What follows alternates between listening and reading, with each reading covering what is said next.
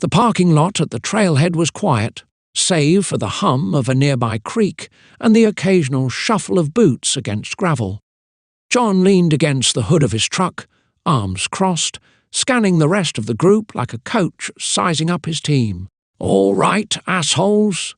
Let's make sure we've got everything before we head out," John said. His deep, steady voice cut through the morning haze. "We're not turning back for anyone who forgot something. Sounds like someone's got a stick up their arse already," Matteo muttered, slinging a camo-patterned pack over his shoulder. "Stick's been there since birth," Damien added with a smirk. "Say what you want," John fired back, pulling out the map and unfolding it across the truck bed. "When we're lost in the middle of the wilderness, you're going to be glad I brought this stick to guide your sorry asses back to civilization." Matteo scoffed, but didn't press further. Instead, he turned to Brandon and Dustin, who were huddled by the open bed of Dustin's truck. The unmistakable flick of a lighter told him everything he needed to know. "Are you two seriously smoking already? We haven't even started." Brandon blew out a slow puff of smoke, grinning. "Gotta set the tone, man. We're about to hike 15 miles. Need some inspiration." Dustin laughed, holding his joint like a delicate piece of art. "Plus, we're conserving energy. You should try it, Matteo. You seem tense." "Yeah, I'll stick to coffee," Matteo replied, shaking his head. "But thanks for the tip, Shaggy." Zeke stood awkwardly to the side, adjusting the straps of his overloaded pack. His climbing gear jangled with every step, making him look like an over-enthusiastic scout who brought half his house. Do I? Need all this? Or should I, leave something behind?" John glanced over, eyebrows raising at the sight of Zeke's enormous pack. "Jesus, Zeke, you planning to summit Everest or something? Dump some of that shit unless you want to die halfway up the trail." Zeke flushed red and started fiddling with the buckles. Dustin strolled over, still holding his joint, and gave Zeke a pat on the back. "Don't worry, man. If you drop dead, we'll just strap your body to Brandon. He's light, he can handle it." "Fuck you," Brandon shot back, grinning. "I'll strap you to the roof of the truck and leave your smelly ass here." John straightened up, folding the map with precision and sliding it into the pocket of his cargo pants. "All right, listen up," he said, loud enough to cut through their bickering. "We've got a long day ahead, so let's not waste time. We're sticking to the plan. 15 miles to the first campsite. If you can't handle that, now's your chance to back out."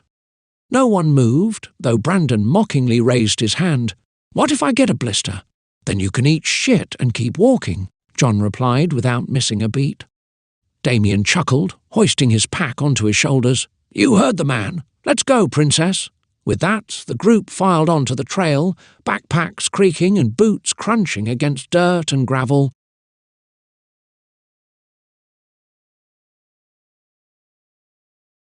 The wilderness stretched out ahead of them, both inviting and intimidating, as the early morning sun crept higher into the sky. By mile 5, the trail had narrowed into dense forest, and the group was starting to feel it.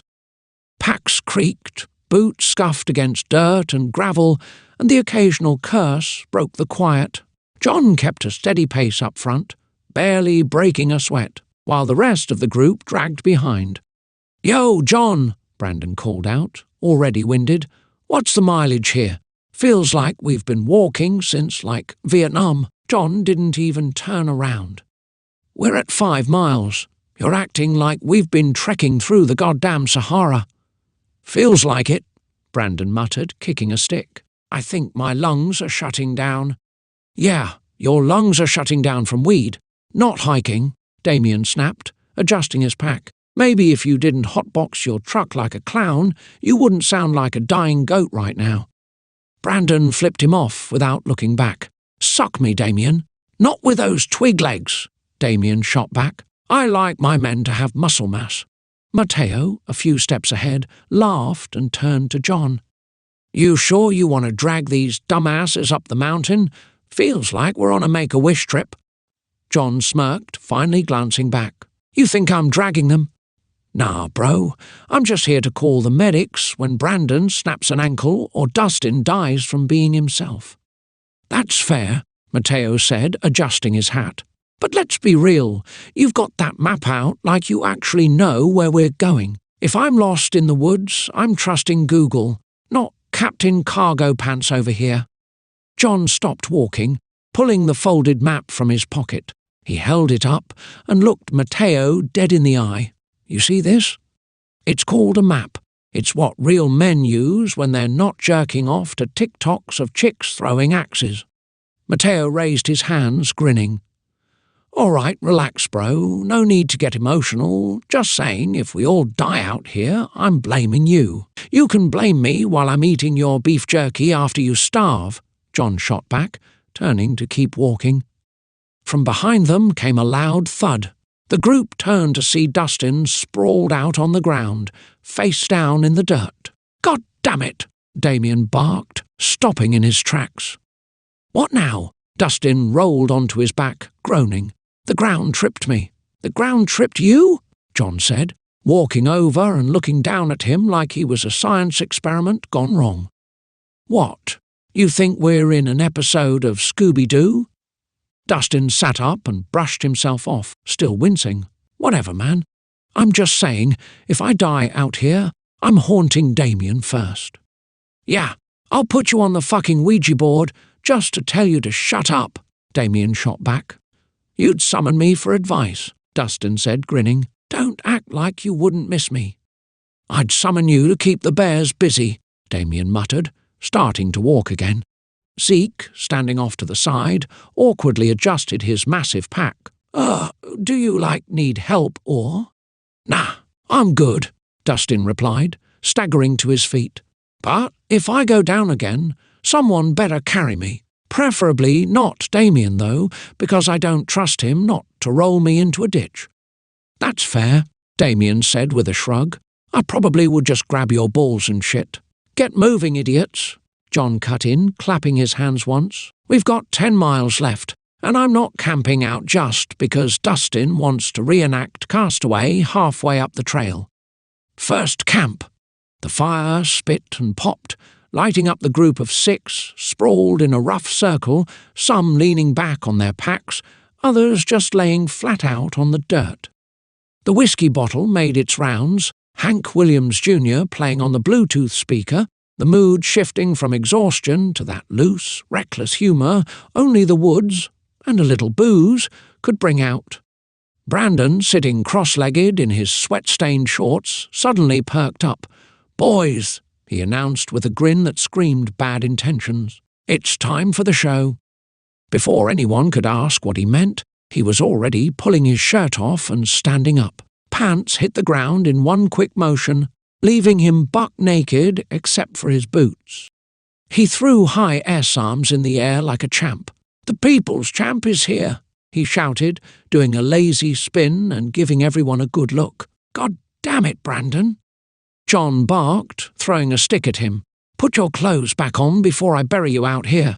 Man, you'd miss me too much. Brandon fired back, shaking his hips in a grotesque imitation of a striptease. Look at this. I'm a national treasure. That's a war crime, bro, Matteo said, leaning back and taking a pull from the whiskey. You're scaring off the wildlife. Every bear for 10 miles just moved to Canada. Dustin, on his back like a starfish, was losing it.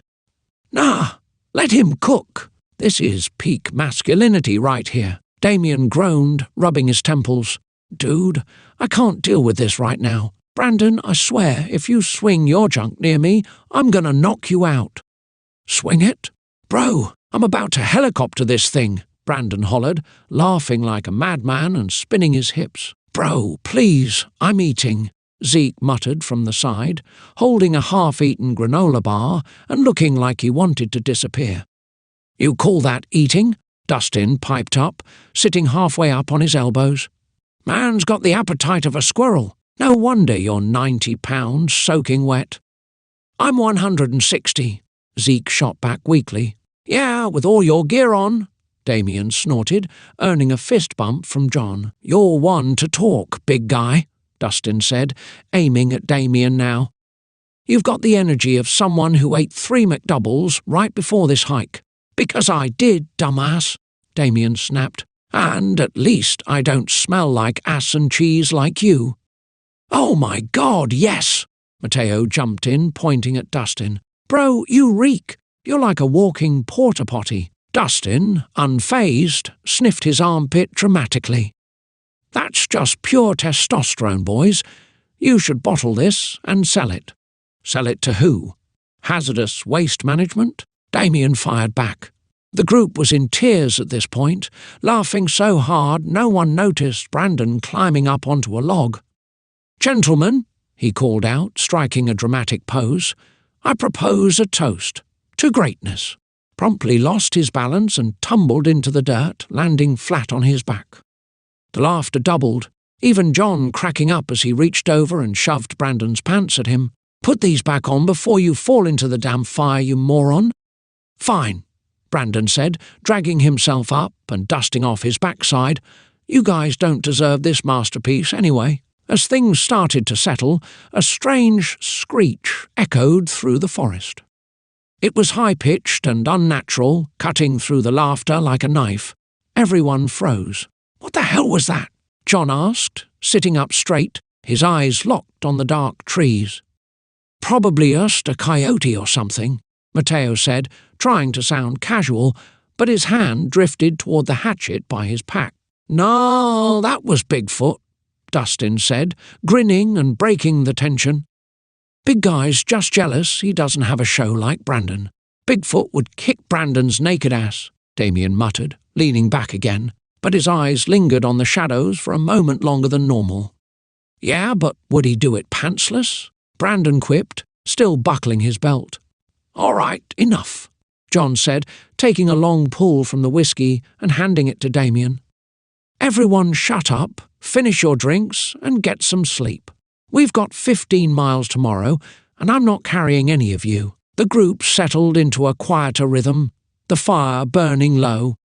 The morning after, the group packed up camp lazily, the morning sun filtering through the trees. Brandon was the first to bring it up, sitting cross-legged as he fumbled with his boots.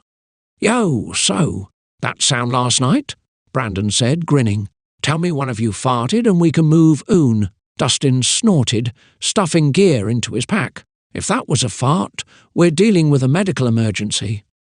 "Could have been Bigfoot," Brandon continued, lacing his boots slowly. "Dude's probably as pissed we're on his turf." "Yeah," Damien said, rolling his eyes as he checked his water bottle.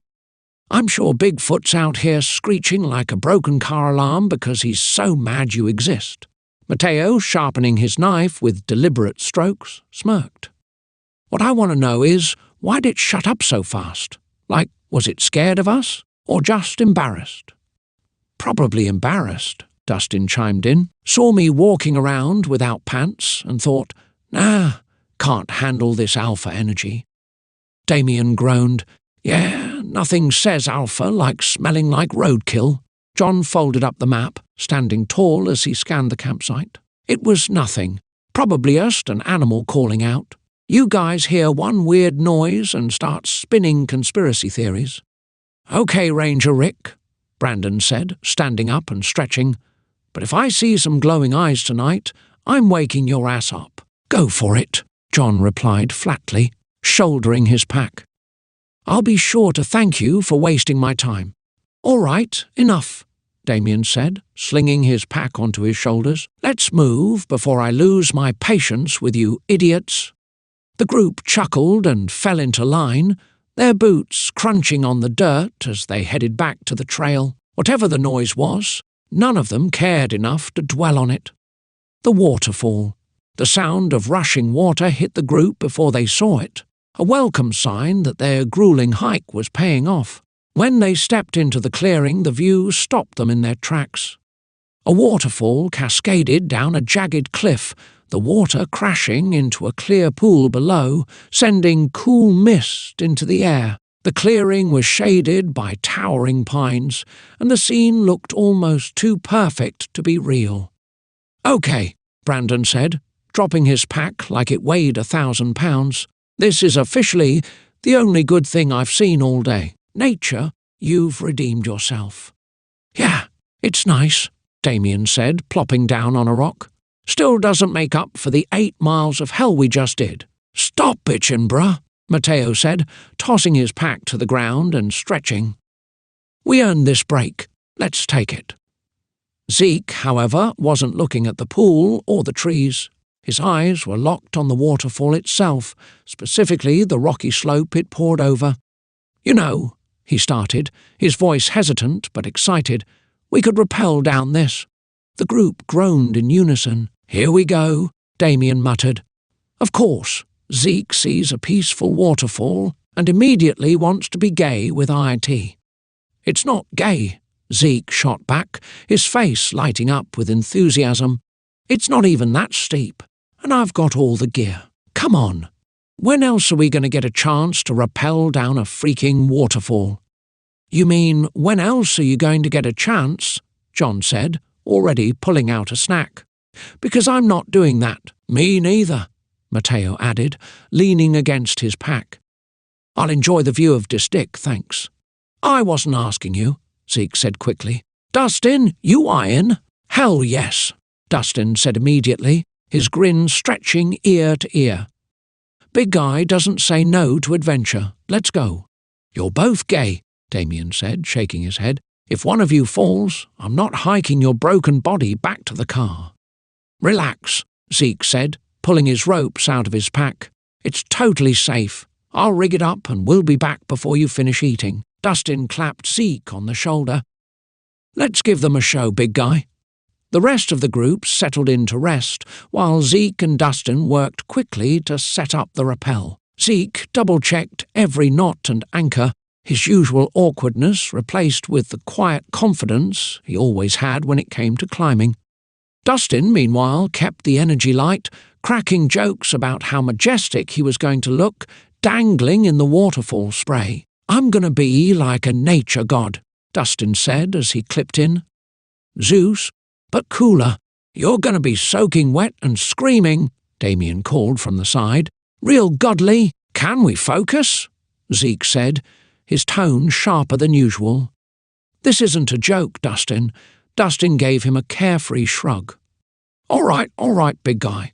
Let's do this." Zeke went first, moving down the waterfall with practiced ease, the water spraying over him but not slowing him down. He reached the bottom and called back up. "All good. Come on down." Dustin leaned back on the rope and started his descent, laughing as the water hit him. "This is awesome," he shouted. "I feel like I'm in an action movie." About halfway down, his foot slipped on the wet rock, and suddenly he swung out to the side, slamming against the cliff face. He dangled there awkwardly for a moment, laughing as he tried to regain his footing. "Ah, little help?" Dustin called, still grinning. "Big guy's got this, but, teamwork." Zeke was already moving, securing himself on a second line and climbing back up toward Dustin.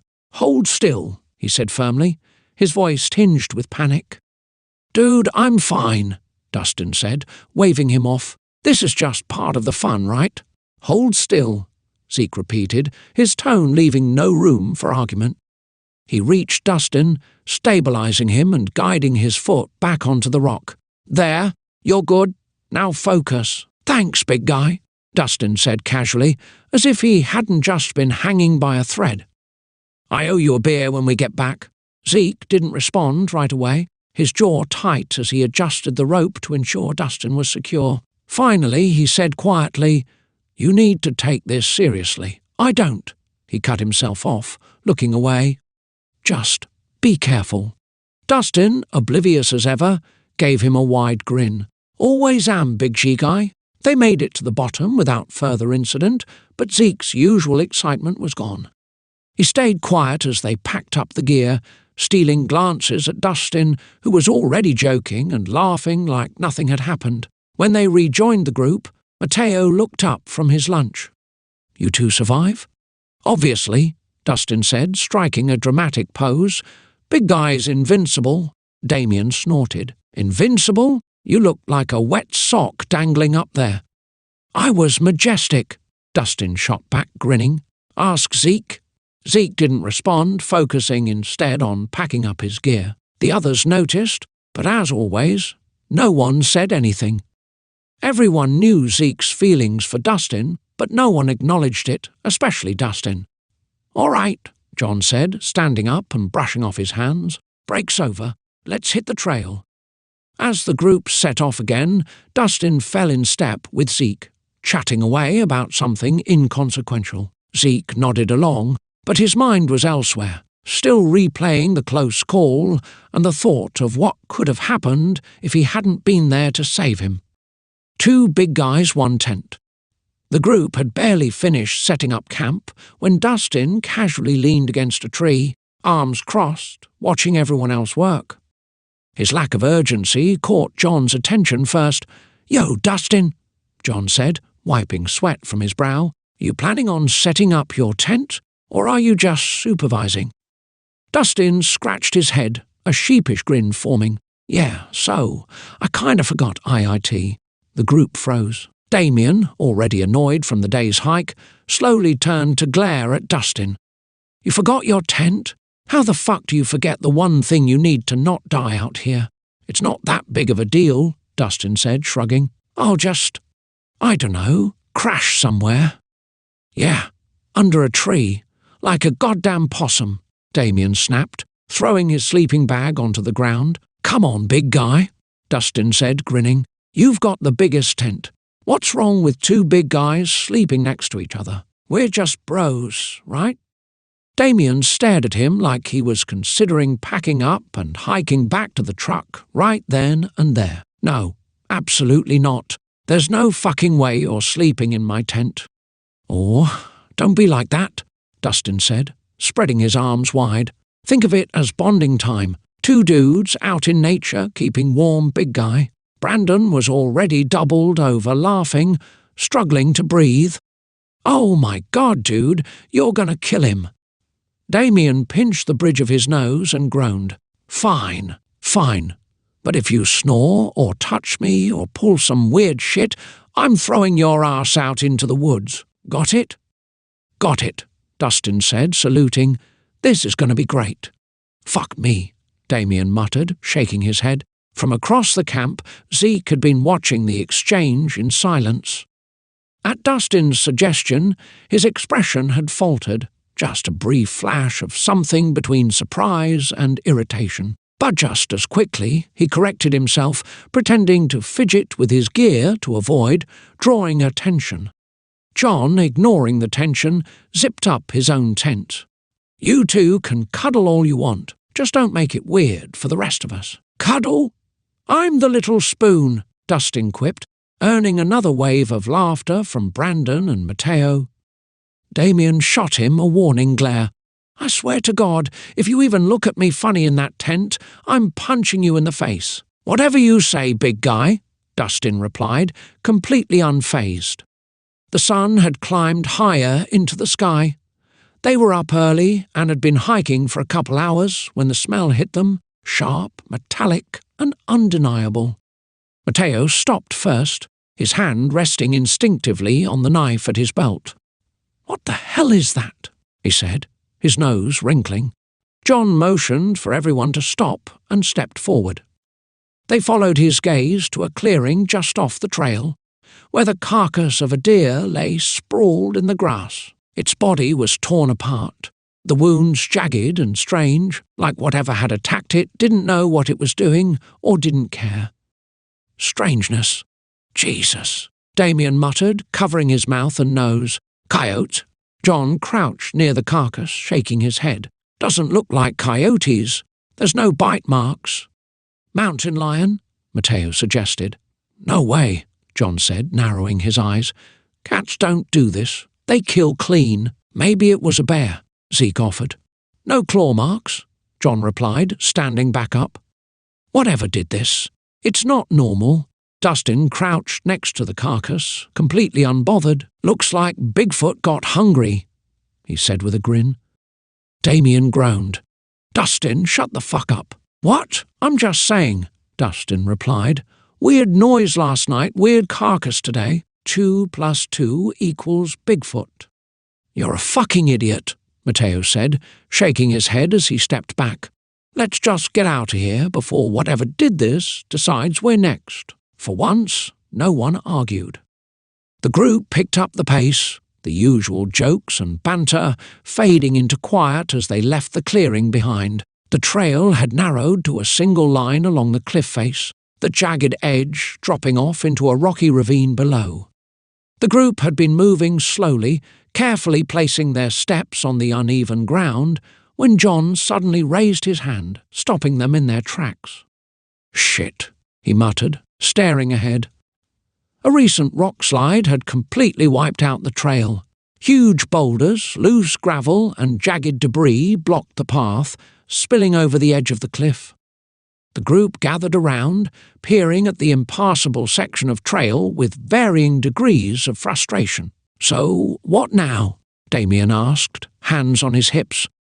John unfolded the map, his jaw tightening. "The only other trail that heads west is the fort we passed this morning." Brandon frowned, leaning on his trekking poles. "You mean like 10 miles back?" "Yep," John said, nodding. "We'd have to backtrack, lose a full day." "That's not an option," Damien cut in sharply. "If we're not out of the woods on time, Colby's calling search and rescue." Brandon let out a groan, slumping forward. "Great. So we're either lost in the woods or we get helicoptered out like morons." "We're not getting helicoptered out," Matteo said. "But we're also not hiking 10 miles backward. There's got to be another way." Zeke, who had been quiet until now, stepped forward with an eager gleam in his eye. "There is." The group turned to look at him, already bracing for whatever insane idea was brewing. "We climb," Zeke said, gesturing to the towering cliff face beside them. "See that plateau up there? It's flat. If we climb to the top, we can just walk straight over it and pick up the trail on the other side. Easy." "Easy?" Damien echoed, giving him a disbelieving look. "That's 100 feet straight up." "Yeah," Zeke said, grinning. "That's the point. It's an adventure, dude. This is why we came out here, to do something badass." "This isn't a climbing trip," John said, folding the map with a sigh. "We don't have the gear for that." "I do," Zeke countered, patting his overloaded pack. "I've got ropes, harnesses, carabiners. I've been trying to get you guys to climb with me for years." "That's because climbing is stupid," Damien shot back. "You know what happens to people who climb cliffs? They fall and die." "Only if they don't know what they're doing," Zeke said confidently. "Which I do." Matteo raised an eyebrow. "You think we're all just going to trust you with our lives because you went to REI?" Zeke rolled his eyes. "Look, it's not like you guys have a better plan. Either we climb or we lose a day, and if we lose a day, Colby's sending in the cavalry." The group exchanged uneasy glances. Brandon looked up at the cliff, then back at Zeke. "So, how dangerous is this, really?" Zeke shrugged. "Not dangerous at all, if you listen to me. It's just a climb, and Dustin knows what he's doing, too." Dustin, who had been silent up until now, looked up from tightening his pack straps. "I mean, yeah, I'm solid at climbing, but if we're trusting Zeke, we're probably gonna die." "Thanks," Zeke said with mock annoyance. "Real motivational." John sighed, pinching the bridge of his nose. "All right. If we do this, it has to be fast and careful. No screwing around. Got it?" The group nodded reluctantly, and Zeke's grin widened. "Hell yeah! You're going to love this, guys, trust me." As they unpacked the climbing gear, Damien muttered to Matteo, "We're going to die. Colby's going to be telling this story at my funeral." The climb. The cliff loomed above them, jagged and unrelenting, as the group strapped into Zeke's climbing gear. The ropes dangled down like lifelines, their weight ominous. Zeke stood at the base, giving a quick rundown of what to do, while Dustin chimed in with unhelpful comments. "All right," Zeke said, clipping into the rope. "Just stay calm, keep 3 points of contact, and trust the harness. It's easier than it looks." "Easy for you to say," Damien muttered, yanking at the straps of his harness. You've been waiting for this your whole life, Spider-Man." "Dude," Dustin said, pointing up, "if I can do it, you can do it. Big guy energy." "Shut up, Dustin," Damien replied, though there wasn't much bite in it.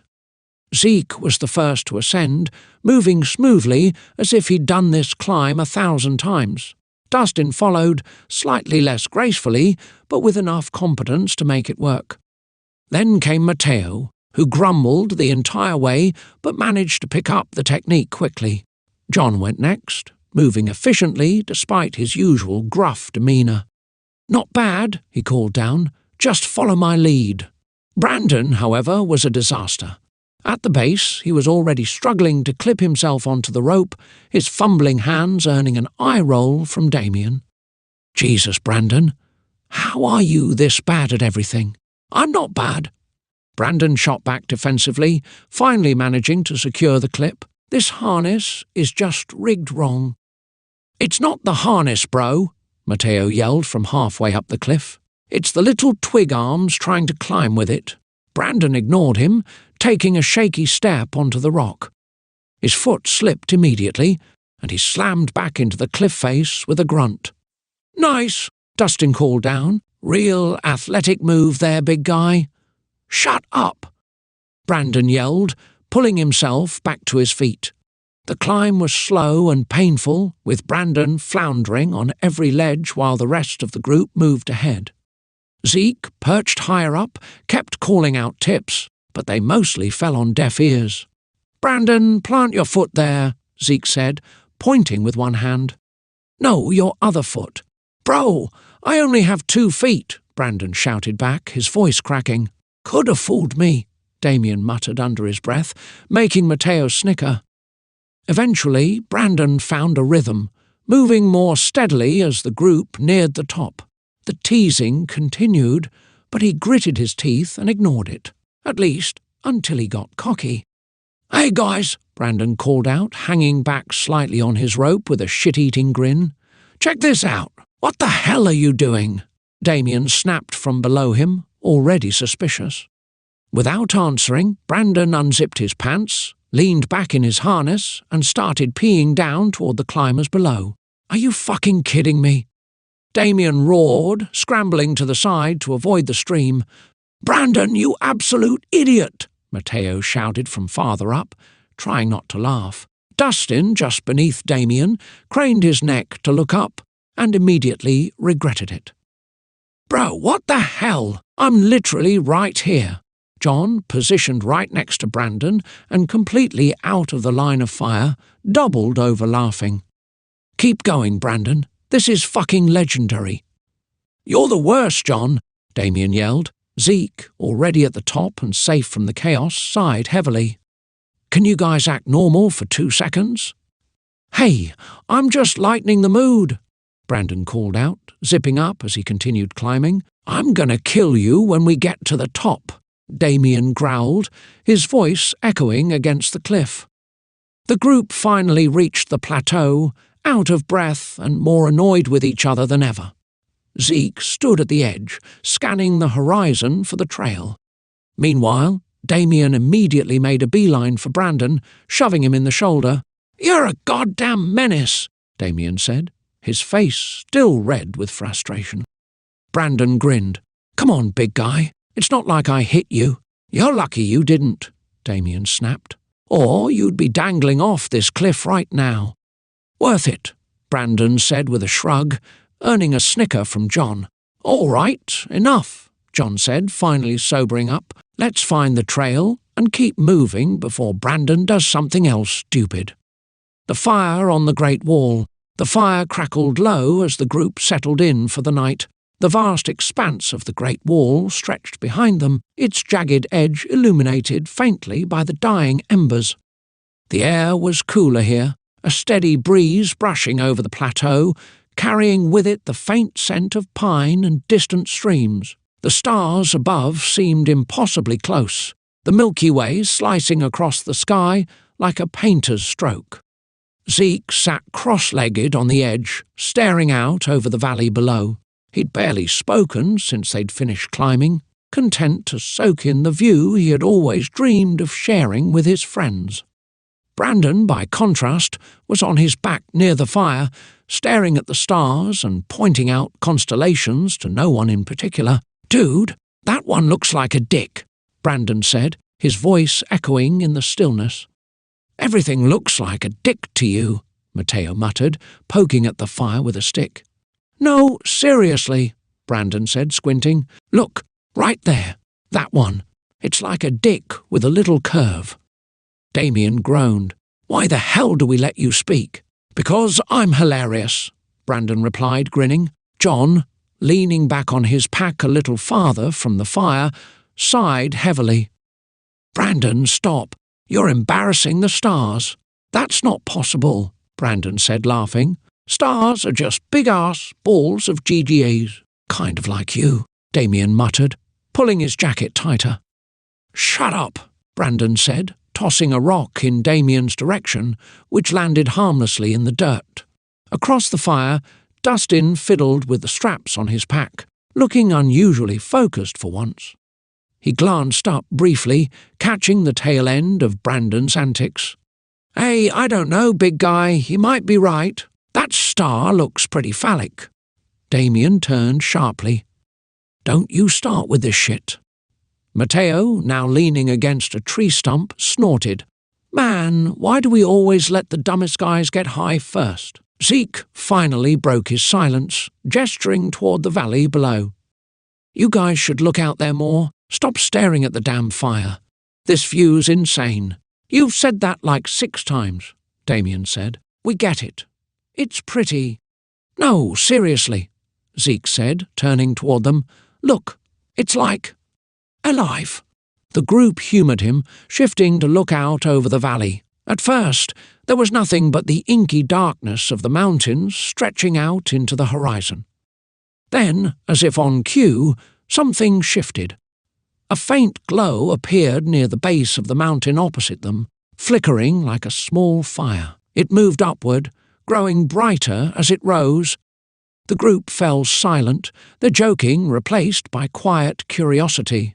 "What the hell is that?" Matteo asked, squinting. "Campfire?" Damien suggested, though he didn't sound convinced. "Too high up," John said, sitting forward. "It's moving." The glow continued to rise, now clearly a single point of light. It bobbed slightly, like it was floating on air. As it neared the face of the mountain, it paused briefly, hovering near what looked like the opening of a cave. "Drone, maybe?" Zeke suggested, though his voice lacked its usual confidence. "Who the hell's flying a drone out here?" Damien muttered. "It's probably nothing," John said, though he kept his eyes locked on it. The light shifted again, darting upward before turning sharply and heading across the valley, straight toward them. The silence around the fire turned tense. Brandon sat up, his grin fading. "Okay, that's a little freaky. It's just a bird or something," Matteo said, though his hand moved to the knife on his belt. "Since when do birds glow?" Damien asked, standing up. The light grew brighter, and with it came a low hum, almost imperceptible at first, but growing steadily louder. It vibrated in their chests, deep and unnatural. The fire flickered, dimming as the light approached. Guys," Dustin said, standing now. "That thing's coming right at us." "Stay calm," John said, though even he sounded unsure. "It's just—" The light streaked overhead in a blinding flash, the hum exploding into a deafening roar. The air rippled with a force that knocked them all to the ground, extinguishing the fire and plunging the world into darkness. The aftermath. When John opened his eyes, the stars above seemed sharper, brighter, almost surreal. He blinked hard, pushing himself up and glancing around. The fire was nothing more than a smouldering pile of ash. "Everyone okay?" he called out, his voice hoarse. One by one, the others groaned and sat up. Matteo rubbed the back of his head. "What the hell was that?" "I don't know," John said, scanning the area. "Is everyone here?" "I think so," Zeke muttered, standing unsteadily. "I feel like I got hit by a truck." Damien turned to Brandon, who was lying on his back again, groaning. "Brandon, did you break yourself?" "I'm alive," Brandon muttered. "Barely." They all turned to Dustin, who was sitting a few feet away, staring at the fire pit. He wasn't moving. "Dustin," John said, moving closer. "You good?" Dustin looked up slowly, his face blank. "Big guy," he said, his voice flat. "Yeah, it's me," John said, frowning. "What's wrong?" Dustin tilted his head, his brow furrowing slightly. "Big guy," he repeated. "Why are you saying it like that?" Damien asked, his voice sharp. "What's wrong with you?" Dustin blinked at him, his gaze distant. "Who are you?" The group froze. Matteo stood straighter, his face tense. "You're screwing with us, right?" Classic Dustin bit. "Big guy," Dustin muttered again, looking around. "I don't know who you are." John exchanged a worried glance with Zeke. Whatever had happened, it was clear Dustin wasn't the same. The decision. The group sat in uneasy silence, the fire reduced to a faint glow. The wind had picked up, whistling across the plateau and making the shadows dance. No one spoke, but the tension was palpable. John broke the silence, his voice low but firm. "We're not staying here." Damien frowned, his hands tightening around his knees. "You're serious? It's the middle of the night." "I don't care," John snapped. "This place, it's not right. Whatever that thing was, it came from out there." He gestured vaguely toward the dark valley. "We need to get moving. Now." Matteo glanced at the horizon, his jaw tightening. "We've got no trail, no bearings, and a guy who doesn't even know his own name. And you want to walk into the dark? Would you rather sit here and wait for that thing to come back?" John shot back, his tone sharp. "Because I'm not." Zeke stood up, brushing dirt off his pants. "He's right. We've got headlamps and the stars. We can at least get down off this cliff and into the trees. It's safer there." Damien muttered something under his breath, but stood as well, unwilling to argue further. Brandon glanced over at Dustin, who hadn't moved from his spot by the fire. "What about him?" he asked quietly. Zeke stepped forward before anyone else could respond. "I'll handle him." He crouched in front of Dustin, his voice soft. "Hey man, we're going to walk for a bit, all right? You can stick with me." Dustin blinked at him, his expression blank but calm. "Big guy," he said quietly. "Yeah," Zeke said, forcing a smile. "Big guy's got you. Let's go. The night hike." The group moved in a tight line, their headlamps cutting through the darkness as they picked their way down the rocky path.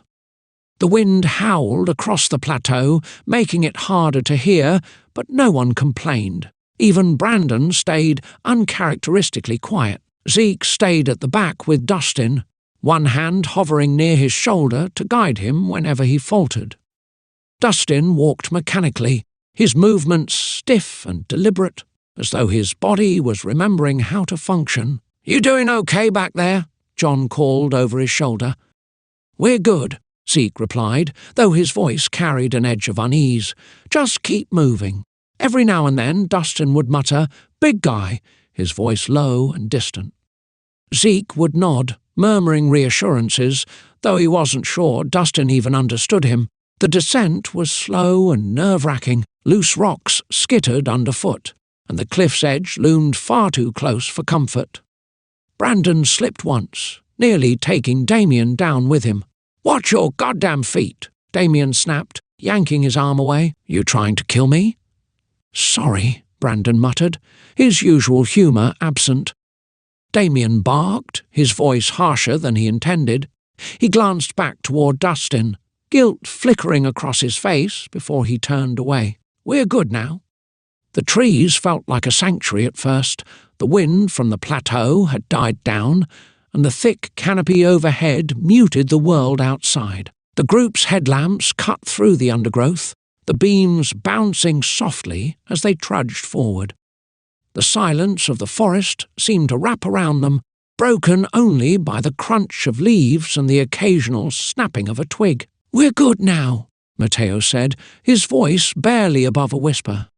"That cliff was the problem. "We're fine down here," Damien snorted, scanning the shadows. "Sure, because forests in the middle of the night are always safe." "Can you not?" John said, shooting him a sharp look. "Just keep walking." Zeke hung toward the back with Dustin, his hand resting lightly on Dustin's shoulder to guide him. "You all right, big guy?" Zeke asked softly. Dustin didn't respond at first, his gaze distant. Finally he muttered, "Big guy," in that same flat, detached tone. Zeke nodded quickly, his own unease growing. "That's right, just stick with me." Up ahead, Brandon looked over his shoulder nervously. "We're not going to talk about that light thing, like we're just pretending that didn't happen?" "No one's pretending anything," John replied firmly. "We're moving. That's all that matters right now." They continued on. The sound ripped through the stillness, low, guttural, and far behind them. It echoed faintly, like it had been carried on the wind. Everyone froze. "Did you hear that?" Matteo whispered. "I heard it," Damien muttered, his hand instinctively moving to the knife on his belt. "What the hell was that?" "It's just an animal," Zeke said quickly, though his voice lacked conviction. "Probably a fox or something." "No," John said firmly. "That's the same sound we heard the first night." The group went quiet, the weight of his words sinking in. "Oh shit," Brandon murmured. "That screech? From the fire? I thought we said it was nothing." "Yeah, well," Matteo said, his voice tight. "Does it sound like nothing now?" "We don't know what it is," John cut in, motioning for them to keep moving. "And we're not going to stand here to find out." The second screech. The sound came again, this time louder, closer. It was sharper now, layered, as if something unnatural was forcing its way through the trees. "That's not a fox," Damien said, his voice hard. "It's following us." "Stay calm," John said, though his eyes darted toward the darkness. "We don't know that." "Yeah, we do," Matteo snapped. "It's the same damn sound. It's after us." In the back, Zeke tightened his grip on Dustin's arm. "We've got to keep going," he said, his voice low but urgent. "Come on, man, let's move." Dustin didn't resist, but his movements were slow and mechanical, like he wasn't entirely there. "Big guy," he murmured again, almost absently. The third screech. The next screech was deafening. It tore through the forest, echoing off the trees like it was coming from all directions. It was close now, too close.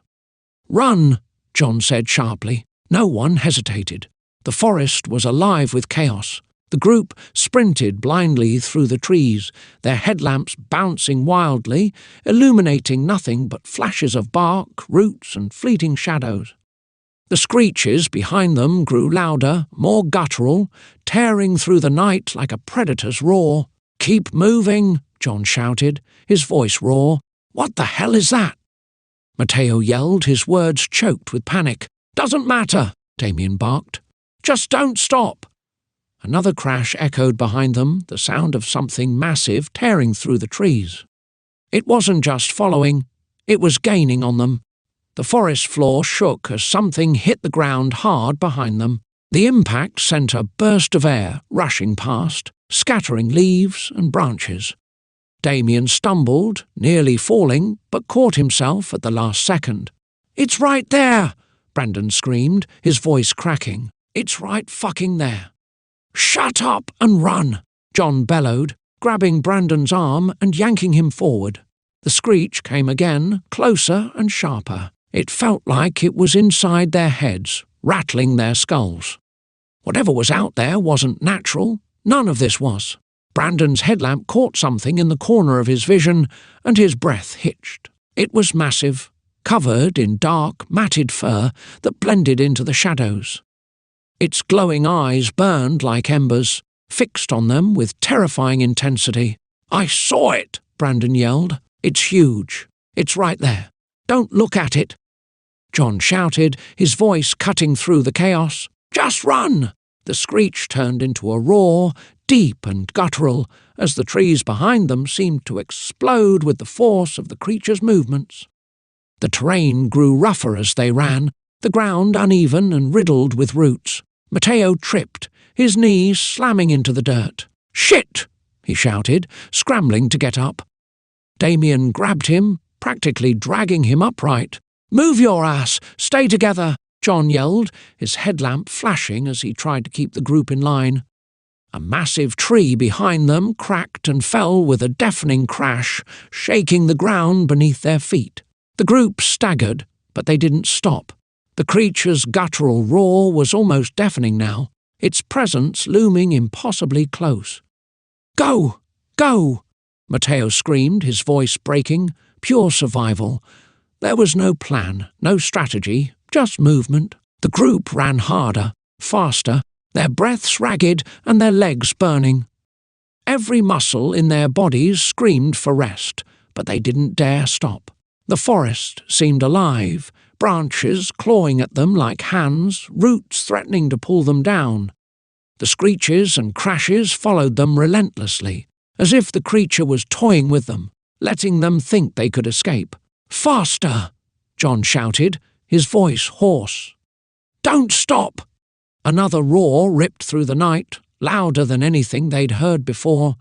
The sound was overwhelming, vibrating through the air and into their bones.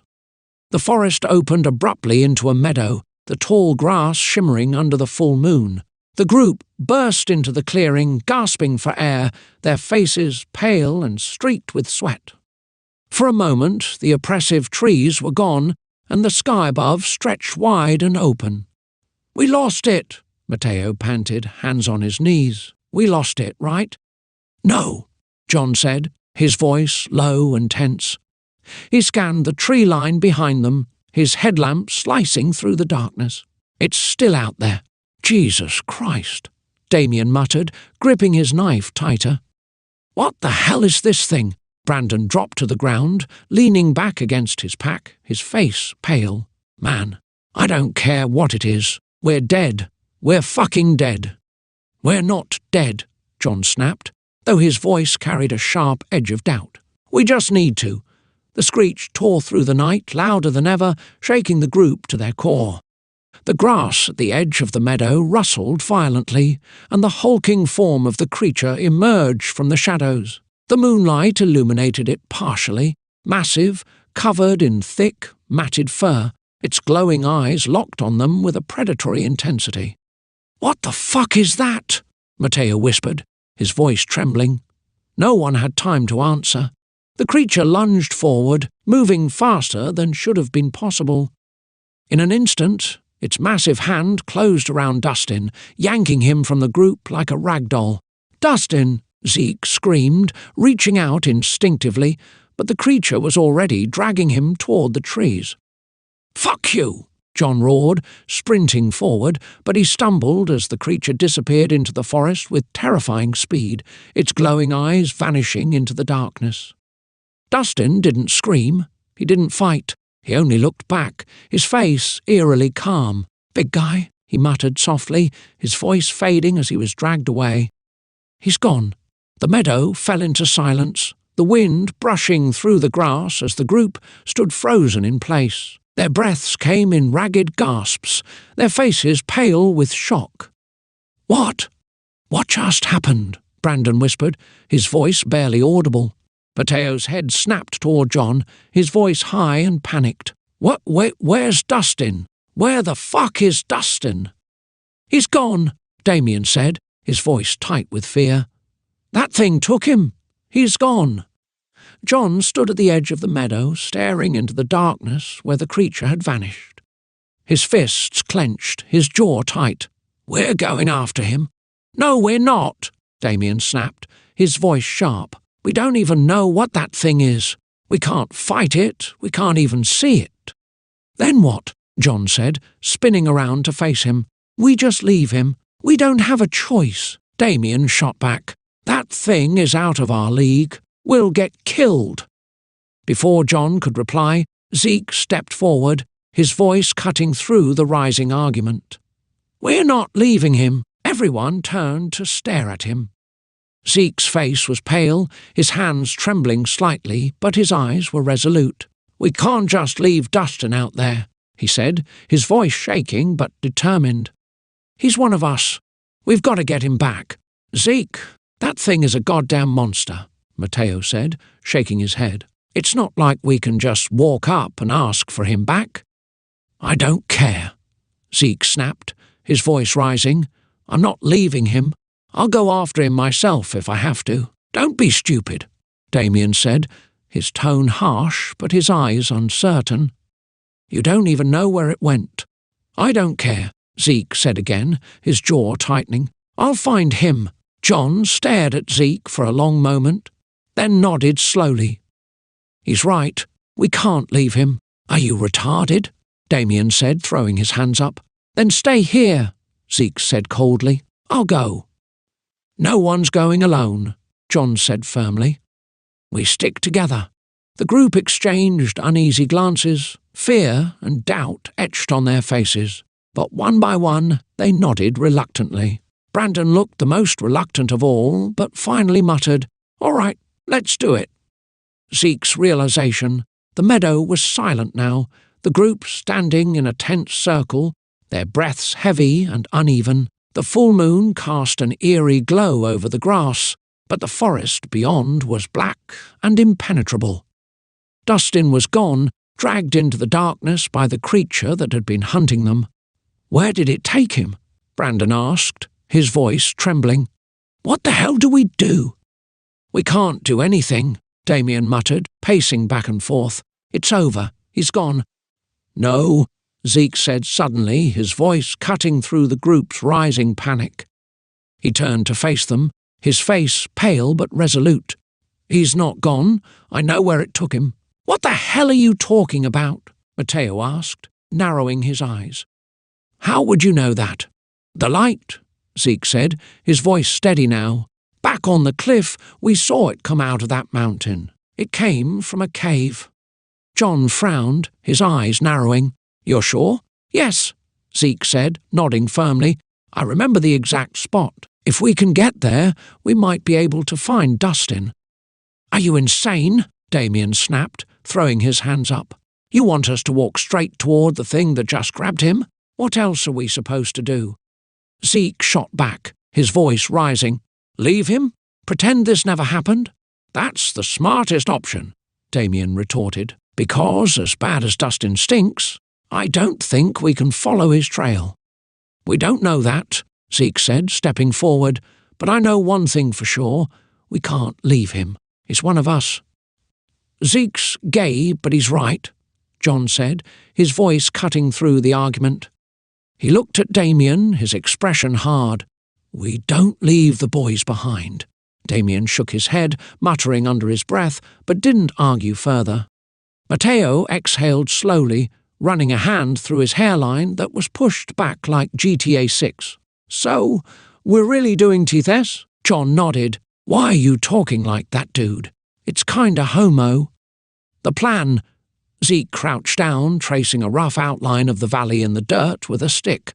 The cave is on the far side of the mountain, he said, pointing to where they had seen the light emerge. We'll have to move fast.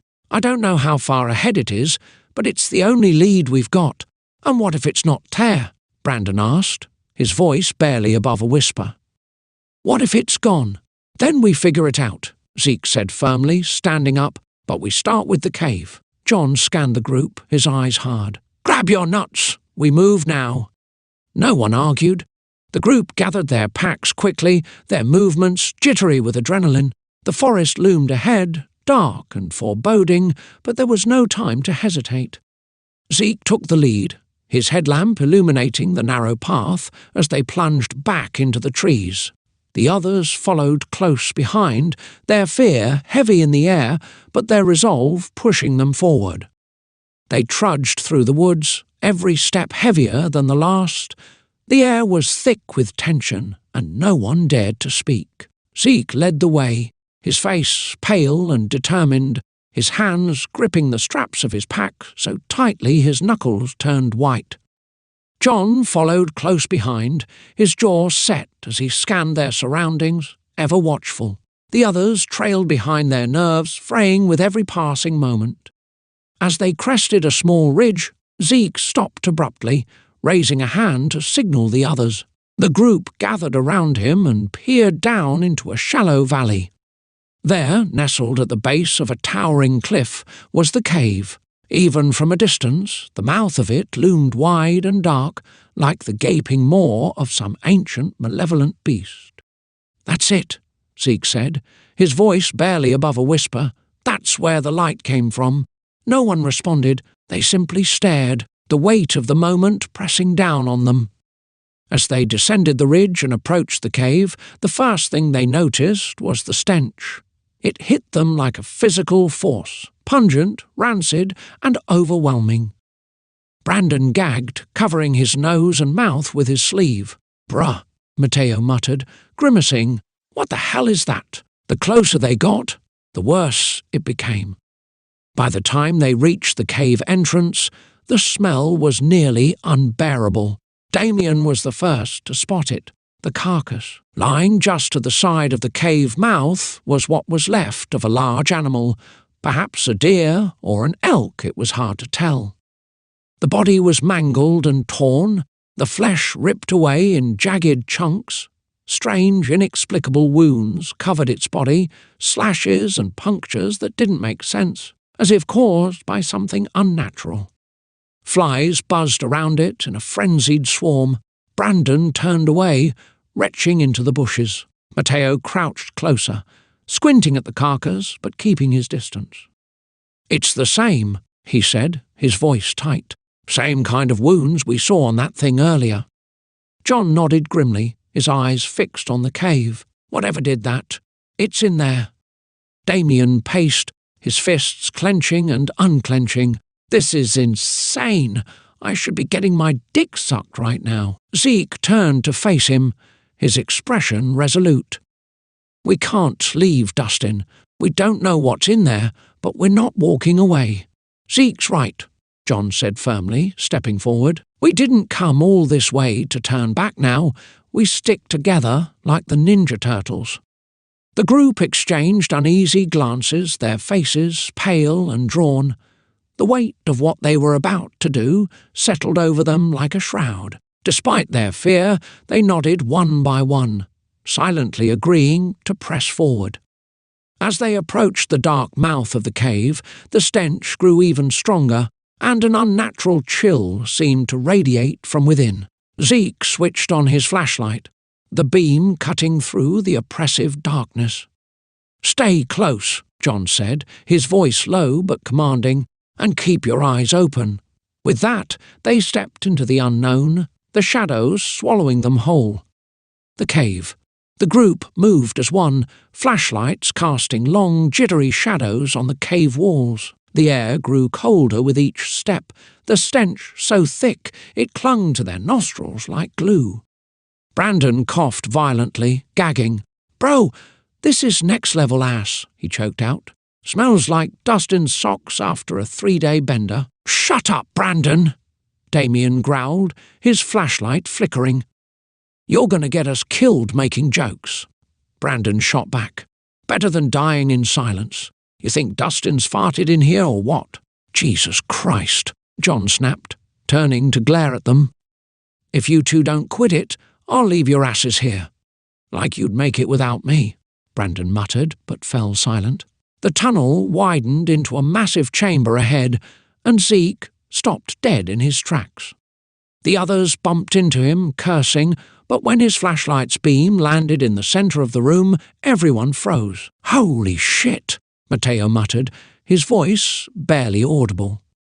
There, illuminated by the faint, greenish-blue glow of a strange pool in the chamber's centre, was Dustin. He was tied face down on a crude stone altar, his pants pulled down to his knees, his ass propped up in the air. Around him, 4 massive humanoid creatures with matted fur and glowing eyes were gathered in eerie silence. One of them knelt behind Dustin, its massive head tilted, peering directly into his exposed backside like it was studying something profound. "What the fuck?" Damien hissed, his voice a mix of disbelief and revulsion. "Dude," Brandon whispered, unable to tear his eyes away. "Are they? Is it looking—" "Into his fucking ass," Matteo finished flatly, his voice trembling. Zeke gagged audibly but stepped forward instinctively. "Dustin!" he hissed under his breath, though his body screamed at him to run. What the hell is going on? The creature kneeling behind Dustin slowly turned its head toward them, its glowing eyes locking on Zeke. Its movements were unnervingly slow and deliberate, as if it knew they were watching the whole time. The other creatures didn't move, still fixated on the altar and whatever ritual they were performing. John grabbed Zeke's arm, pulling him back. "Don't move," he whispered harshly, his eyes darting between the creatures. "We don't know what the hell we're dealing with. But Dustin," Zeke started, his voice cracking. "We can't rush this," John snapped, keeping his voice low but firm. "We'll get him, but we don't know what'll happen if we make a move now." The creature behind Dustin let out a low, guttural sound, almost like a growl, and then reached out a massive hand to touch Dustin's back. The group flinched as the creature's claws grazed him, but Dustin didn't react. He was utterly still, his face turned to the side, eyes open but glassy, like he wasn't fully there. "What the fuck are they doing to him?" Matteo whispered, his voice tinged with panic. "They're running a two-man on him," Damien shouted. "Whatever it is, we're stopping it," Zeke said, yanking his arm free from John's grip. "I'm not leaving him like this." Damien grabbed him before he could rush forward. "Don't be stupid, Zeke. You go in there, and we're all dead." The creatures began to move, shifting slightly, their glowing eyes turning toward the altar as if preparing for something. The one behind Dustin leaned closer, its large head hovering just above him. Brandon, unable to help himself, muttered under his breath, "Bro, they better not be about to probe him." "Not the time, Brandon!" Damien hissed, though his voice cracked with nervous laughter. The creature let out another low growl, and the chamber seemed to hum faintly with energy. The greenish-blue glow from the pool intensified, casting unsettling shadows across the walls. Whatever was happening, it was reaching some kind of climax, and the group was out of time. John finally made the call. "All right, fuck it. On 3, we rush them. Get Dustin and get out. No hero shit, just grab and go." Everyone nodded, their faces pale but resolute. Zeke clenched his fists, his eyes locked on Dustin, who still hadn't moved. John began counting down. 1, T2. Before he could say 3, Dustin suddenly stirred. His head twitched slightly, and he muttered something that echoed faintly in the chamber. "Big guy," he whispered, his voice flat and detached. The creatures all froze, their glowing eyes snapping to Dustin as if they'd been waiting for him to speak. The tension in the room became suffocating, and for a moment the group didn't dare move. "What the fuck does that mean?" Matteo whispered, his voice trembling. "Doesn't matter," John said through gritted teeth. 3, let's go!" With that, the group charged into the chamber, their flashlights bouncing wildly as they screamed a mix of war cries and obscenities. The creatures turned toward them, their movements slow and deliberate, but there was no time to see what they'd do next. Zeke reached the altar first, grabbing Dustin and yanking him off the stone. "Wake up, man! Wake the fuck up!" Zeke shouted, hoisting Dustin's limp body over his shoulder. The green glow intensified, and the creatures let out a deafening, inhuman screech. Rocks began to tumble from the chamber's ceiling, and the air vibrated with energy. Damien yanked put his Glock 17 and absolutely domed the creatures. "That's for running a two-man on my boy." Damien yelled, following it with 2 loud dog barks. "Move, move, move!" John roared, shoving Brandon and Matteo toward the tunnel. The group sprinted, Dustin slung over Zeke's back like a sack of potatoes as the chamber collapsed behind them. They didn't stop running until they were out of the cave, the night air slamming into them like a cold slap. They collapsed onto the ground, gasping for breath, their bodies shaking with adrenaline. Dustin stirred slightly, his glassy eyes blinking open. He looked at Zeke and muttered once again, "Big guy." Zeke stared at him, his stomach churning. "Yeah, big guy." You good? Dustin's lips twitched into a faint, unsettling smile. They looked. Everyone went silent, their faces pale as the implications of Dustin's words sank in. Escape and revelation. The group stumbled through the forest, tripping over roots and crashing through bushes. The stench of the cave still clung to their clothes, and the faint screeching sound that had haunted them for days was back, echoing somewhere behind them. "Bro, what the actual fuck just happened?" Brandon gasped, practically wheezing as he struggled to keep up. "Was that real? Did I just see what I think I saw?" "Unless you're imagining Dustin getting his ass examined by Bigfoot, yeah, it was real," Mateo snapped, pushing a low-hanging branch out of his way. "And I'd like to unsee it. Thanks." "Shut up and move," John barked from the front of the group, his flashlight beam bouncing wildly with every step. "We don't stop until we're out of this damn forest." Damien, bringing up the rear, glanced over his shoulder, his face pale. "You hear that? Tell me I'm not the only one hearing that." "We all hear it, asshole," Mateo growled. "We're being fucking followed." Zeke adjusted Dustin's weight over his shoulder, gritting his teeth. "Can we focus on not dying instead of narrating the obvious? This guy isn't exactly light, you know." Brandon snorted, even as he stumbled over a root. "Yeah, no shit. He's got that dumpy-ass body, all ass and no muscle. Say that again and I'll dump your ass here," Zeke shot back, sweat dripping down his face. Dustin stirred, his voice soft and distant. "They're watching." Everyone froze. Zeke stopped in his tracks, nearly dropping him. "What the fuck did he just say?" "They're watching," Dustin repeated, his voice hollow, his head lolled back, his glassy eyes staring up at the tree canopy. "They're always watching." "Okay, nope." "Nope, nope." Mateo backed away, waving his flashlight like it could ward off whatever was out there. "Fuck this. What's he even talking about?"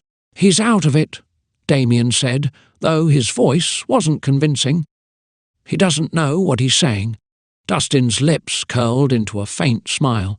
"It's not me they want." The group exchanged nervous glances, the weight of his words sinking in. "Okay, that's it," Brandon said, throwing his hands up. "We're all dead. It's over. They're gonna fucking probe all of us, and I don't even have a good butt like Dustin." "Brandon! Shut the fuck up!" John snapped, his voice tight with barely restrained panic. "We're not dying. Not here. Not like this." The screeching sound came again, louder this time and closer. The ground seemed to vibrate beneath their feet, and the air felt colder, heavier. "We need to move," Zeke said through gritted teeth. "Now, big guy." Dustin mumbled, his voice almost teasing. "You're not ready." "What the hell does that even mean?" Mateo muttered as the group picked up the pace, practically sprinting now. "Can someone shut him up before I lose my shit?" Zeke shook Dustin roughly. "Listen, you little cryptic bastard. You either tell us what's going on, or you're walking yourself out of here." Dustin didn't respond. His head dropped forward again and his body went limp. "Great," Zeke muttered, adjusting him again. "That's fucking helpful." The group crashed through a thicket and stumbled onto what looked like a familiar trail. Relief swept over them for a moment, but Damien stopped dead in his tracks, his flashlight catching something in the dirt. "Oh, guys," he said, his voice low. Everyone turned. Damien pointed to a massive footprint embedded in the mud, easily twice the size of any human foot. "Tell me that's not what I think it is," Brandon said, his voice trembling. Mateo knelt next to it, running his hand over the edges. "Yeah, that's not human. That's fucking massive." "No shit, Sherlock," John said, already scanning the area. "Let's move before whatever made that shows up." The group started moving again, but the forest felt wrong now, quieter than it should have been, as though the creatures were herding them somewhere. The faint screeches continued in the distance, haunting their every step. "You think we're actually going to make it out of here?" Brandon asked, his voice cracking. Not if you keep running your mouth, Damien shot back. Shut up, both of you, John growled. We're getting out. Just keep moving. They pressed on, the weight of everything they'd seen and heard hanging over them like a storm cloud. Every sound, every shadow felt like a threat, and somewhere behind them they knew the creatures were still watching. Got it? Here's the sinister twist where the group realizes they haven't truly escaped, and the forest is trapping them in an eerie, altered version of reality. Things not what they seem. The group broke through the tree line, and the gravel of the trailhead crunched beneath their boots. Their flashlights swept over the familiar lot where their cars waited, the sight pulling a collective sigh of relief from their lips. Finally, Brandon gasped, dropping to his knees dramatically. Civilization, bro. I could cry right now. Cry later, John barked, scanning the lot with his flashlight. Get in the cars and let's go. Zeke adjusted Dustin, still limp over his shoulder. Somebody better have snacks, because I'm burning through every fucking calorie I've got carrying this dude. Just put him down already, Matteo muttered, collapsing on the hood of his car. He's dead weight anyway. Yeah, like your hiking pace wasn't, Zeke shot back. Shut up, Damien snapped, pacing back and forth. Do any of you feel weird? Like this place doesn't feel right? Bro, we made it, Brandon said, lighting a joint with shaking hands. Trailhead, cars, not dead. Feels pretty fucking right to me. John's eyes narrowed as his flashlight passed over the lot again. The cars were there, but something was off. The gravel looked darker, like it was wet, and the surrounding trees seemed closer, their gnarled branches stretching toward the clearing like claws. Wait, John said, his tone sharp. Does anyone else feel like this lot smaller than it was before? Matteo groaned. Oh, come on, dude. Don't start with that shit. It's the same fucking lot. You just freaked out. No, Damien muttered, stopping in his tracks. He's right. Look at the trees. They weren't this close before. Zeke glanced around, suddenly uneasy. What the hell are you guys talking about? It's a parking lot. We're out. We're done. Then where's the bathroom building? John snapped, shining his flashlight toward where it should have been. There was nothing but forest. It was right here when we started. Brandon took a long drag from his joint, exhaling shakily. Maybe we're just tired, man. Let's just go. The last thing I need is to sleep out here again. John ignored him, his flashlight swinging toward the gravel lot's edge.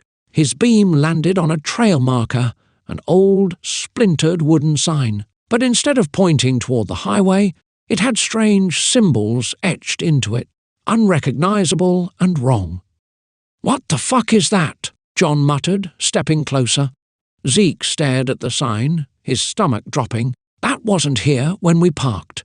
Damien's flashlight caught something else in the gravel, a massive footprint.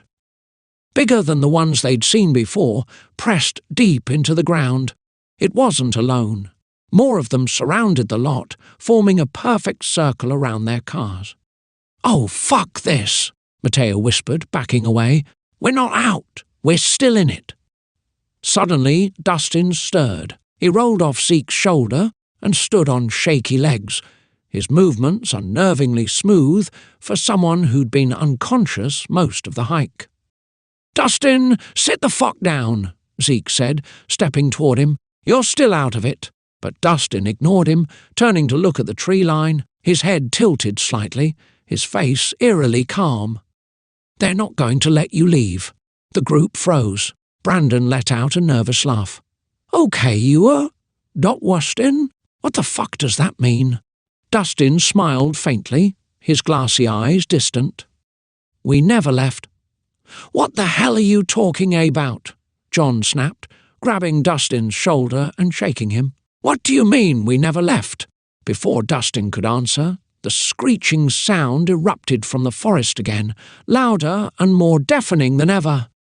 The ground beneath their feet vibrated, and the air turned icy cold. The headlights of their cars flickered on and off, casting eerie beams of light across the dark trees. Shit, shit, shit! Damien yelled, drawing his knife instinctively. "They're here!"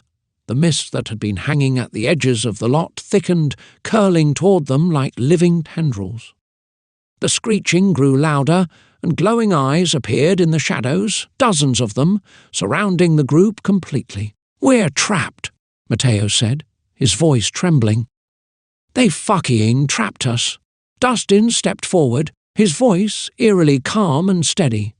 "This isn't their forest. It's their world. You're just guests."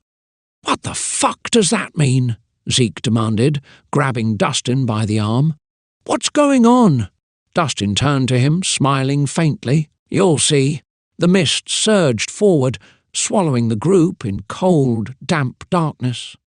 The screeching sound reached a crescendo, and the last thing any of them saw before everything went black was the glowing eyes moving closer, almost curious. And then, nothing confrontation. The group stood frozen as the mist swallowed them whole, the glowing eyes piercing through the darkness like a predator watching its prey. The screeching sound reverberated through the air, setting their nerves on fire. Dustin stood a few feet ahead of them, his back turned, his body eerily still. "What the fuck do we do?" Matteo hissed, gripping a large rock like it was a weapon. "No one panic," John barked, his voice shaking despite his best efforts to sound calm. "We stay together. No one runs. No one does anything stupid."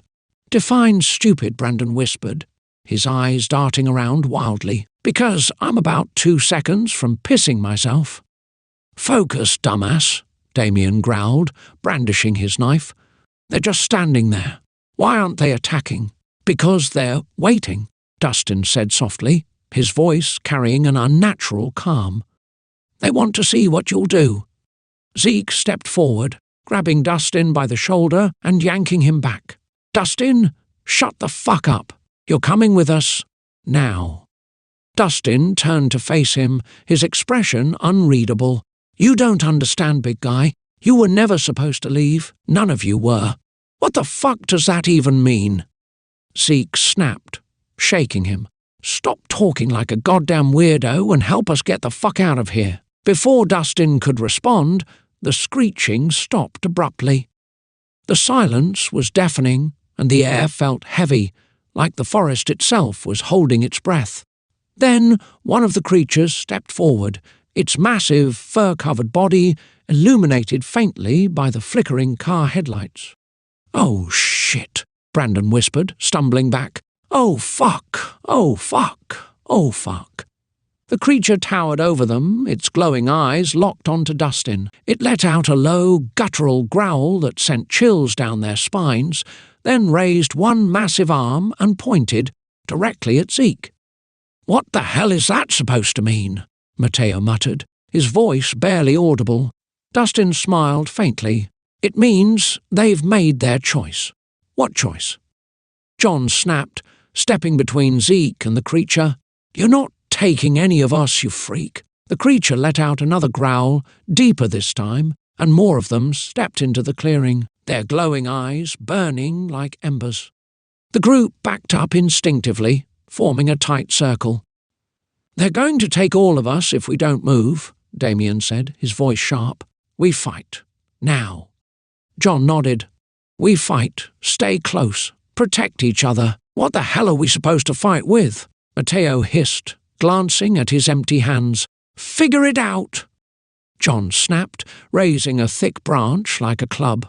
"Just don't let them take you." Before anyone could respond, the creatures moved, their hulking forms charging forward with an inhuman speed that sent the group into chaos. Damien slashed wildly with his knife, catching one across the arm. It let out a horrifying screech, but barely slowed. "Hit it harder!" Damien yelled. Zeke swung a large branch, smacking one in the face as it lunged for Brandon. "Back off, you hairy bastard!" Brandon screamed, hurling a rock that bounced harmlessly off another creature's chest. "This is not what I signed up for." "None of us did," Matteo yelled, grabbing another rock and throwing it as hard as he could. One of the creatures grabbed John by the arm, its massive claws digging into his flesh. He roared in pain, smashing its head with his branch until it let go. "Stick together!" he bellowed. "Don't let them separate us." But the creatures were relentless. They moved like a coordinated pack, their glowing eyes unblinking as they surrounded the group. Zeke was forced to drop his weapon as one tackled him to the ground, its claws tearing into his jacket. He screamed, bracing for the end, but Dustin stepped forward, his voice eerily calm. "Stop," Dustin said, and the creature froze. The group stared in shock as the creature released Zeke and stepped back, its glowing eyes fixed on Dustin. The other creatures stopped too, their heads turning toward him as if awaiting instructions. "Dustin, what the hell are you doing?" Zeke gasped, scrambling to his feet. Dustin turned to the group, his face expressionless. "I told you. You were never supposed to leave." "What the fuck are you talking about?" John demanded, blood dripping from his arm. "They don't want you," Dustin said, his voice almost gentle. "They only want me." "No," Zeke said firmly, stepping toward him. "You're not staying here. We're not leaving you." Dustin smiled faintly, the same eerie smile he'd been wearing since they pulled him off the altar. "It's not your choice, big guy. It's mine." Before anyone could stop him, Dustin walked toward the creatures. They parted for him, their glowing eyes following his every move. He stopped just before disappearing into the mist and turned back to the group one last time. "Don't follow me," he said, his voice soft but firm. "You don't want to see what's next." And with that, he vanished into the darkness, the creatures following close behind. The mist thickened, swallowing them whole, until the forest was silent once more. The group stood there, frozen, their breaths ragged. Zeke dropped to his knees, his head in his hands. "We have to go back," he said, his voice shaking. "We can't leave him." John put a hand on Zeke's shoulder, his grip firm. "We're not going back." He made his choice. Zeke looked up at him, his eyes filled with rage. "That's bullshit. We don't leave people behind. We're alive," John said quietly. "That's all we can do now." No one said anything as they stumbled back to the cars, but as they drove away, the faint sound of screeching echoed through the trees. Epilogue. Zeke sat on his couch, slouched forward with his elbows resting on his knees, a half-empty beer bottle dangling from his fingers.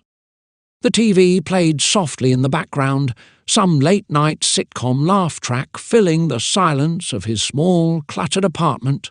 His hiking boots sat by the door, caked in dried mud, a reminder of the trip he couldn't seem to stop thinking about.